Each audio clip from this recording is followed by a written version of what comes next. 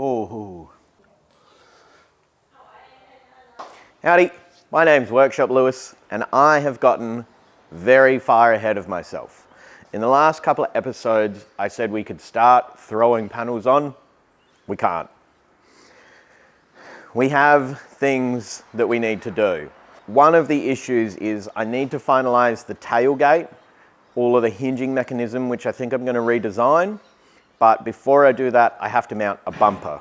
I have two bumpers. I have a genuine M31 and then a Mr. Body Kits M31.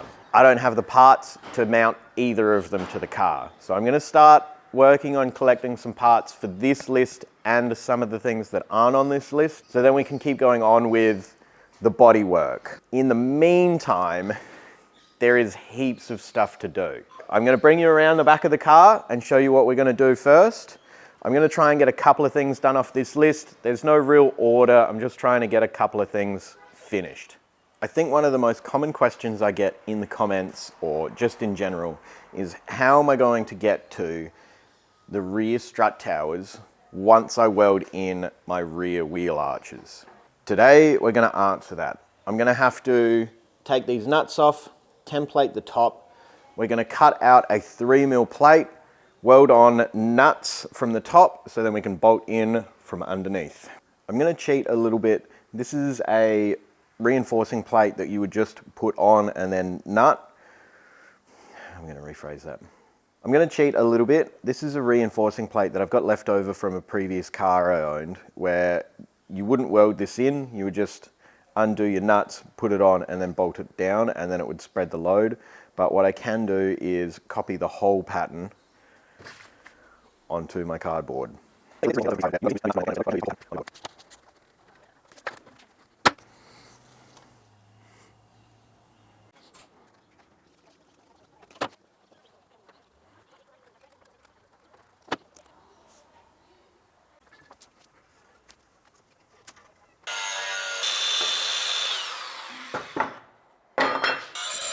Plates kind of ready. There's a couple of things that we need to work out before we start drilling the holes. I need to measure the exact size of the cutout that's on the chassis to make sure I'm not going too big or too small. And then when it comes to the bolts, we need to remove the mount off of the suspension strut, press the bolts out, and then see what we're going to be able to get in to replace it. The engineers said that it might be like a M8 now. It's not really going to matter if we go up to an M10. We just need to work that out before I drill any more holes or do anything else. So the next step is remove the suspension strut.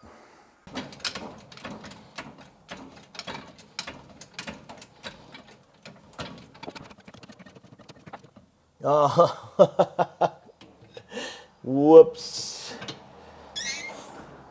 Oh, shit. I started jacking it up without putting those nuts back on. So now the wheel is just dropping because nothing's holding it up. I'm going to get someone to give me a hand to fix my mess up and then we'll be right back. Fixed. Let's try that again.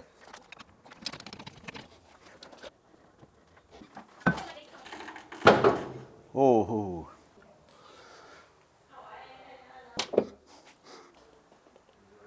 Now that the strut's out, we can offer it up, make sure that it's going to fit all nice and neat. And I can scribe from underneath to get the exact position of everything. Now we know where that is. Now we need to remove this strut mount and then push out the studs. I don't want to weld the nuts onto this until I know exactly what bolt we're using to replace these. So to press these out, I'm going to get a socket slightly bigger than the head, come over to Greg. Ooh. There we go. So most studs just have a little spline. I just had to get past that little spline.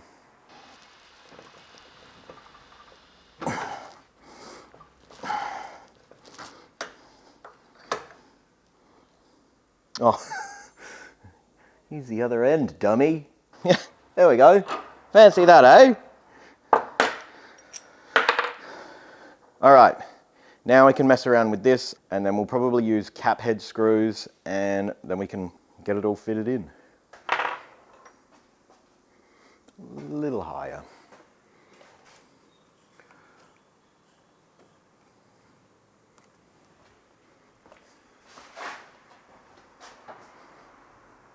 Yeah, good enough.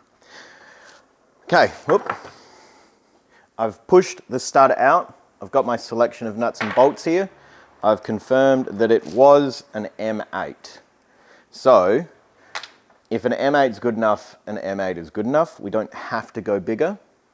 We then want to make sure that I've got the right length and that when we put the M8 through, it can sit in that little countersink.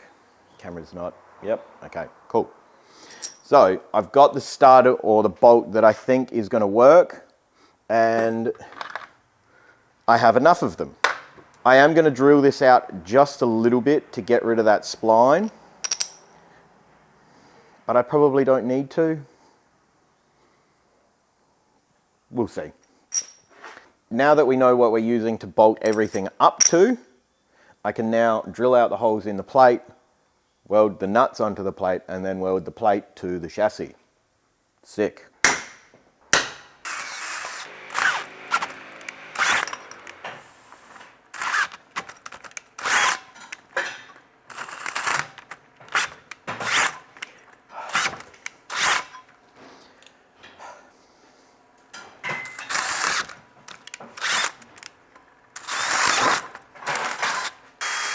Cool. Now we need to clean up the top of the strut, weld through primer both of them, get the nuts welded onto this side because it isn't reversible, and then weld it on.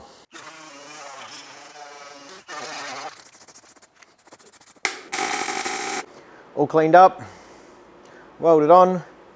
Let's just give it a wipe down, spray it, and then we can weld it into the car. So I changed the settings at the start. Wire feed was correct, but it was too cold. Over here, there's the strut panel and then the wheel arch panel. And I know for certain that there is seam sealer in between them. And what can happen is when you're trying to weld in between two panels, you put heat into it, the seam sealer releases a gas as it starts to like melt and heat up, and then it just blows holes, and you can get stuck chasing yourself quite badly.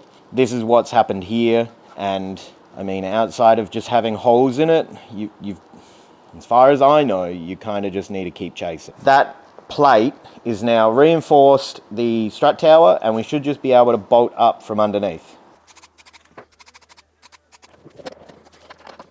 Sick. Okay, bolts obviously don't need to be as long, and when I do come to final assembly, I'll definitely want to use some good Loctite because we don't want these coming undone. But now I don't need to do anything from over here, so we can just cover it. Nice. We got that one all sorted, and I just did the other one off camera, so that's both of them done. Now it doesn't matter. So that's all sorted. We don't have to worry about it anymore. That's just another thing off the list. And there we go. Modify rear strut, all sorted.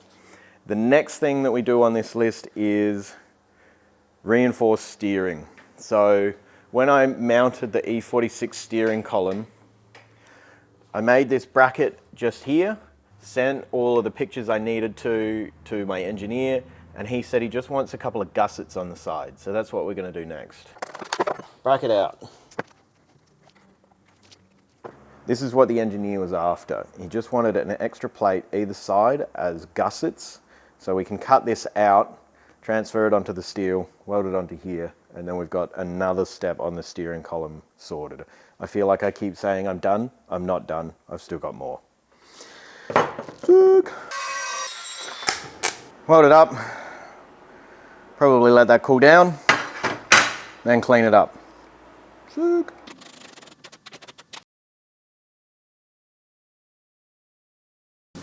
Didn't move before, so I don't know why I'm shaking it, but strong as, mate. Check, check, check, check. Oh, did I turn it on? Did I? I didn't. Yes?